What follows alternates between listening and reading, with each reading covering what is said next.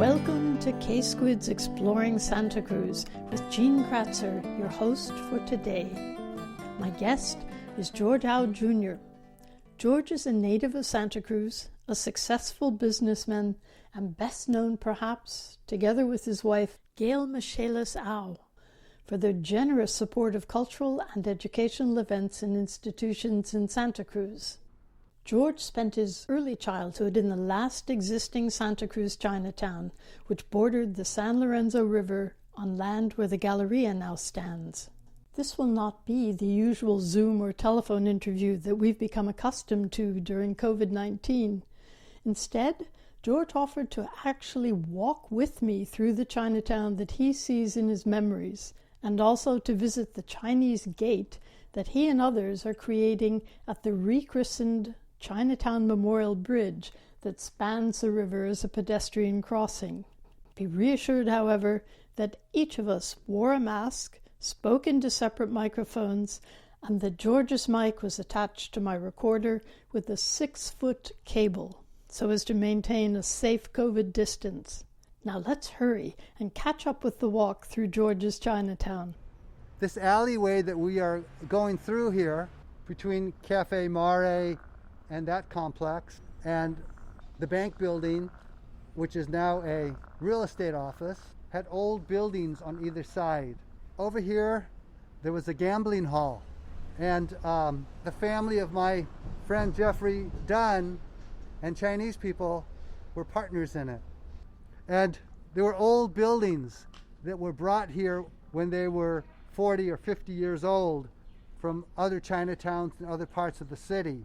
We lived in one of those buildings. What was it like where you lived? To a small kid, it was a big old wood-framed building.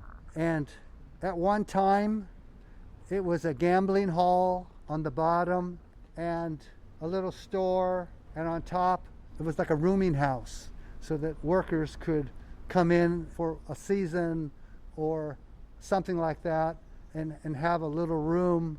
It's like a single room occupancy or a boarding house. Did you have other kids to play with? My cousin by marriage, Georgina Wong, was there. Betty Wong was there. They took off after a while because they located outside of Chinatown. My cousins, Don and Alan, my Uncle John, who's only 7 years older than me.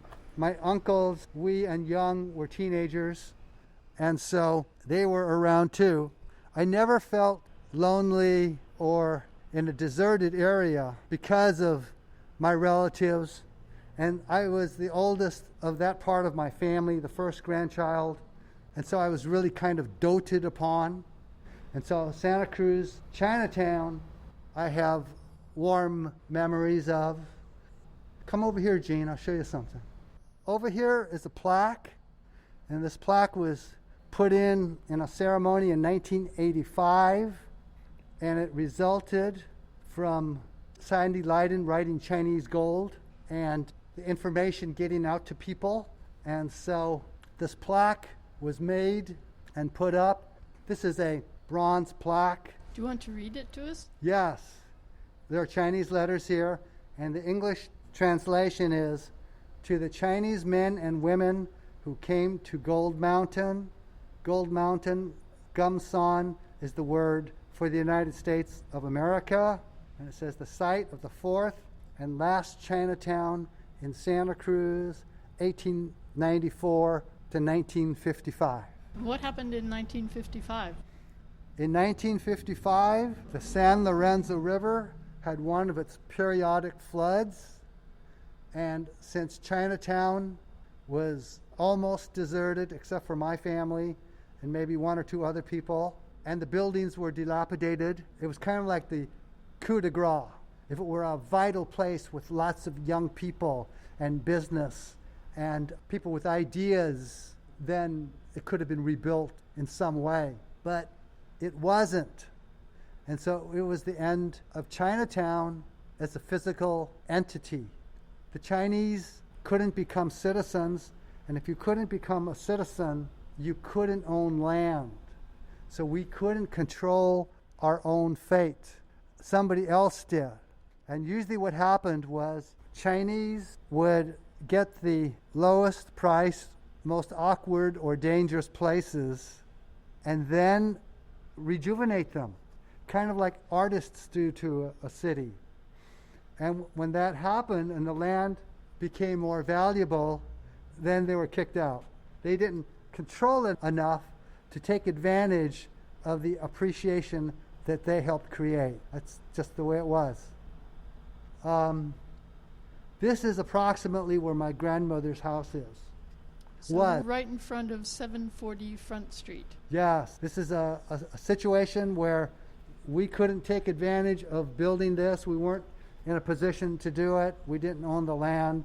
And so we took note of it's better to own the land if you can ever do it. Did that have a big influence on what you did in later life as you got older? It did. It did. It was a good lesson. And I think something that you can't do, it becomes more desirable. Boy, what is that? Oh, somebody's music. Yeah. And so we don't take for granted that we can own land. So we feel very fortunate to be able to, so that when we make land deals where we end up with the land, we really appreciate it and revere the land. We never sell a piece of property unless we can trade into something bigger and better. It's almost like a religion. From what I know about the many good things that you have done for Santa Cruz, when you have acquired land and buildings, you have not just used them to enrich yourself, you have put them in a situation where they also serve the community, right? Like the Wrigley building. Well, the Wrigley building is a good example. That building was brought into the family because of the hard work and genius and foresight of my son, William Au. And he took a basically empty 386,000 square foot building. He convinced me to buy it, and I told him no 3 times, but he kept coming back with a smile saying, we can do this, I can do this, we can do this. And we did, and he did it. And so what he did was he took that empty building and he renovated it, and he got businesses to enter there. And if you go there now, it's like a small village of businesses and dreams and hopes, and it's really turned out to be a good thing. One of my favorite places there is the Fab Lab. Oh, yes, yes.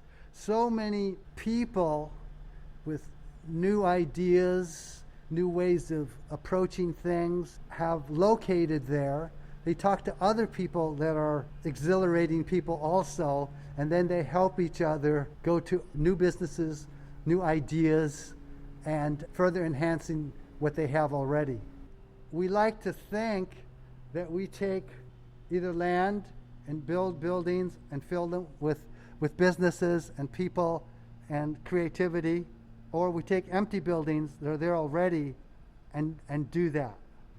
That is our business, getting these businesses, encouraging the people to be creators, entrepreneurs, successful. And doing that, we help the tenants and they help us because they pay us rent. And you've also, I understand, had a lot to do with the Fox Theater in Watsonville, coming back and being able to do the film festival there. Right. We love film festivals. We love film, we love books, things like that. The Del Mar Theater is a project that we worked with a whole team of great people, like Jeffrey Dunn and Morton Marcus and Tony Hill and the city and Jim Schwennerly and Chuck Vollweiler, to bring that back from being an empty building into something that I greatly love, foreign and art films. And so it was really a labor of love. And so many people had memories that Daisy Gandolfi put into a fantastic book about what the Del Mar Theater meant to them. And of course, that's where we had the Pacific Rim Film Festival for so many years. I really miss it, and people tell me they miss it too. And we support in Watsonville the Watsonville Film Festival.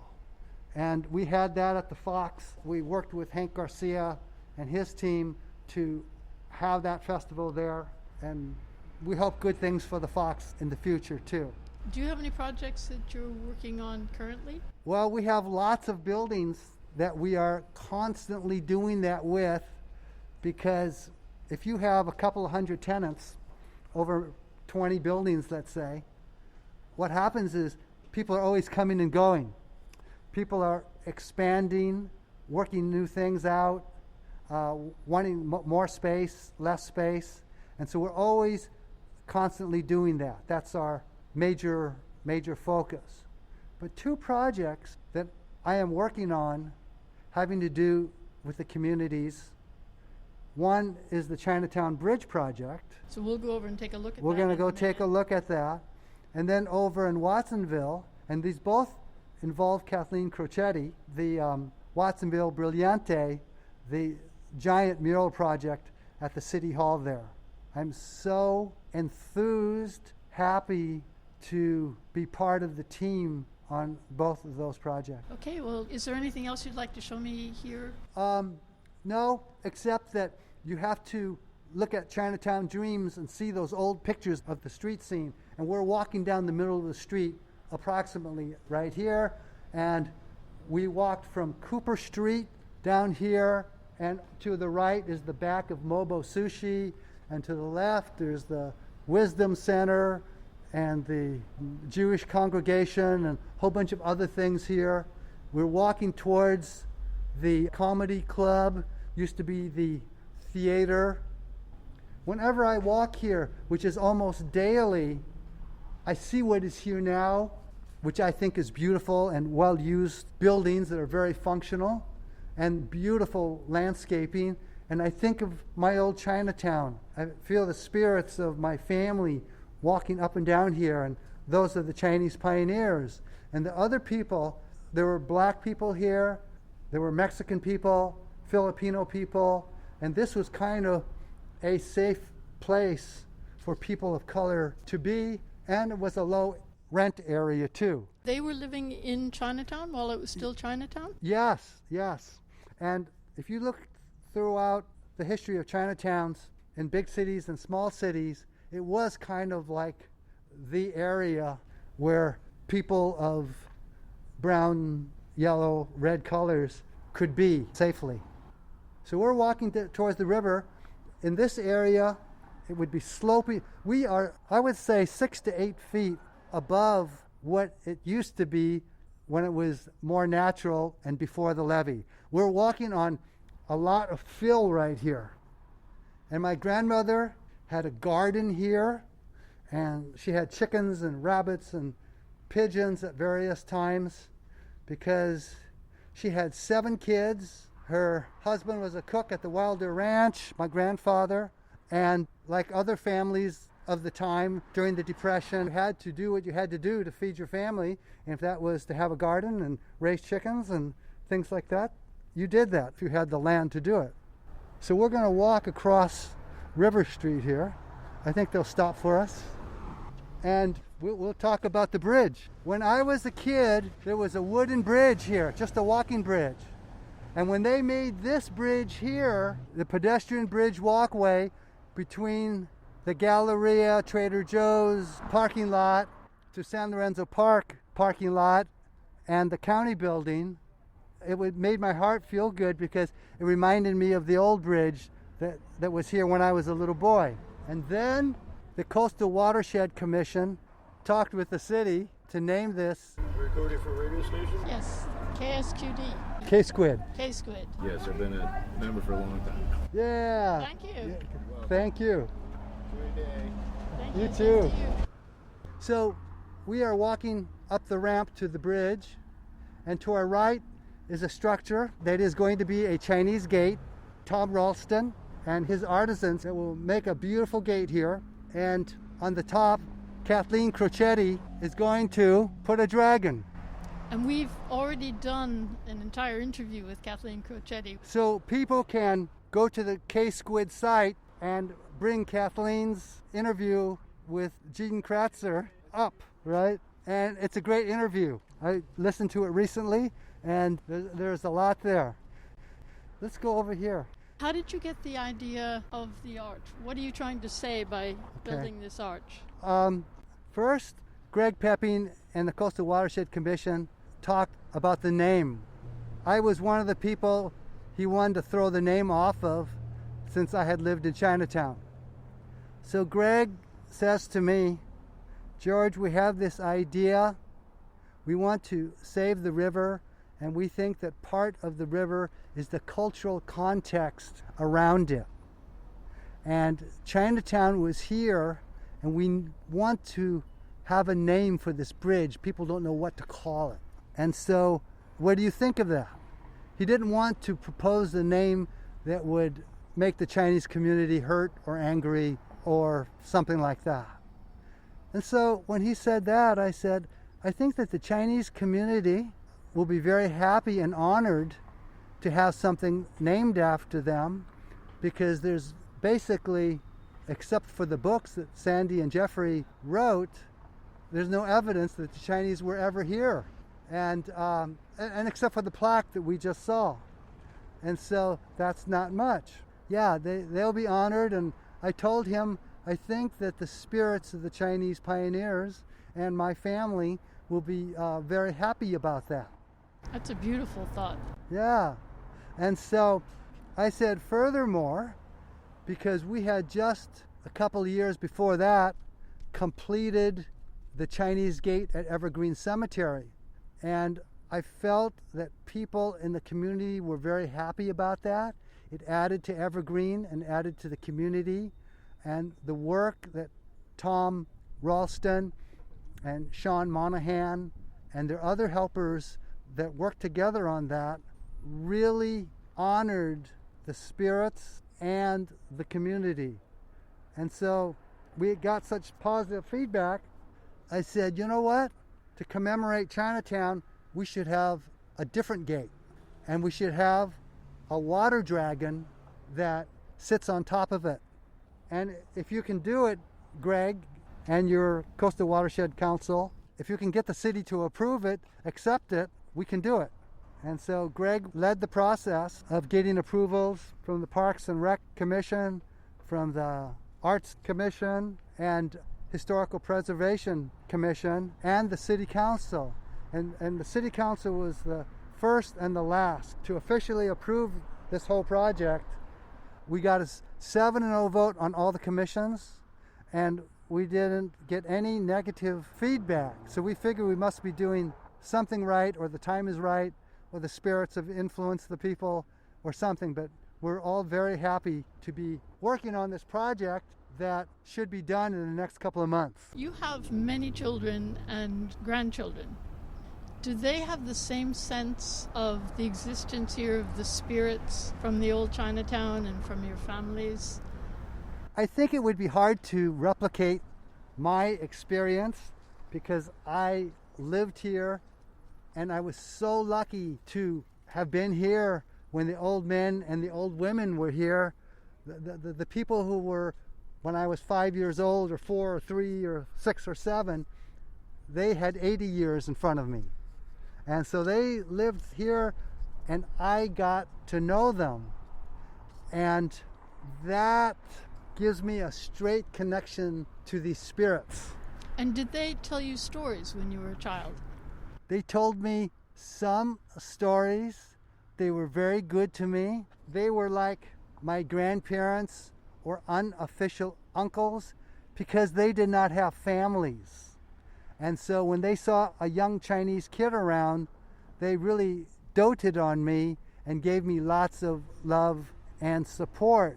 So I feel that these Chinese gates, the one in Evergreen and the one that's going up right now, they honor and give respect to the people that I knew, the spirits of them.